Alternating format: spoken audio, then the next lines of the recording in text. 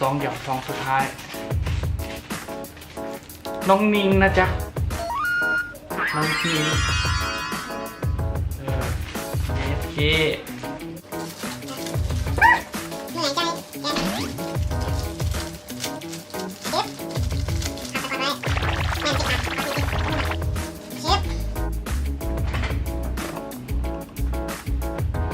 นี่มันนิ่ง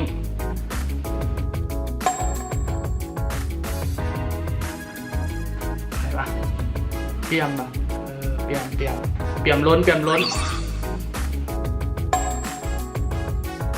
ซึบไม้ว่ะเอามาว่ะ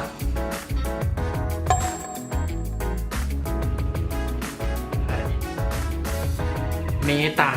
าคนสุดท้ายน้ำหนึ่งนางงามสิงห์บุรี